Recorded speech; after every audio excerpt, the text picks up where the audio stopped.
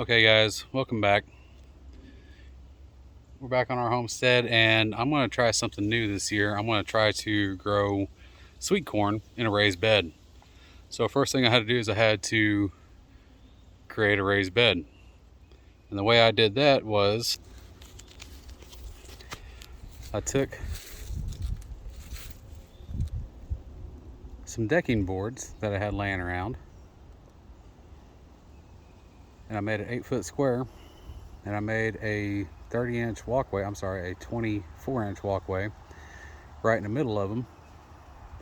So I have two separate beds. And on the spacing I'm going to plant my corn, I should be able to get either 4 or 5 rows in each one of those little sections there. And if that's the case, I'm looking at about 12 dozen ears at a time. A little bit less than 12 dozen ears of corn at a time, if they all produce. Now, one thing I'm probably also going to try to do is I'm going to succession plant, meaning I'm going to plant one of these spots first, and about a week and a half to 2 weeks later, I'll plant the other spot. That way I don't have all 12 dozen ears approximately coming in at the same time. That's an awful lot of corn to be dealing with. If you've never done it before, I have. It is time consuming.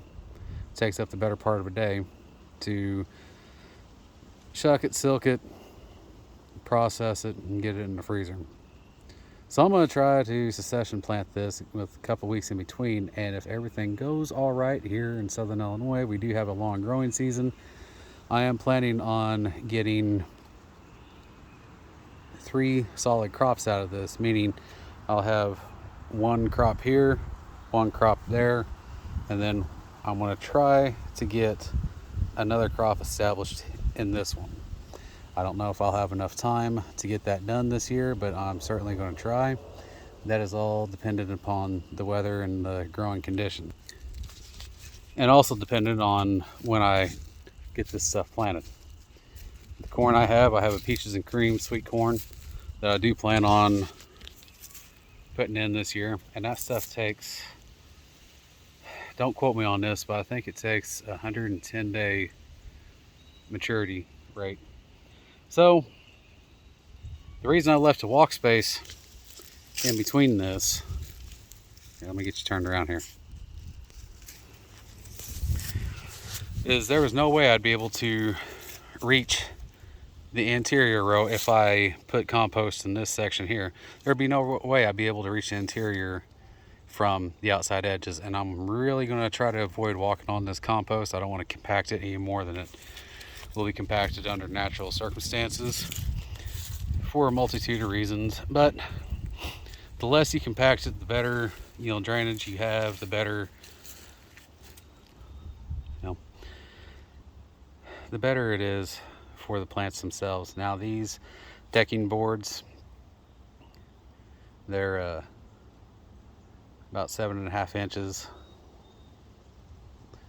in width, and they will provide a good strong base for my sweet corn to take root. Now, one thing I know I'm going to have issues with is wildlife. Our homestead is in the middle of a 24-acre woods, and we will have issues with issues with raccoons, issues with my resident groundhog, and issues with the white-tailed deer. But we're going to give this a shot. Stay with us, and I will definitely be posting some videos on the progression. Wish us luck. Until next time, God bless. Thanks for watching.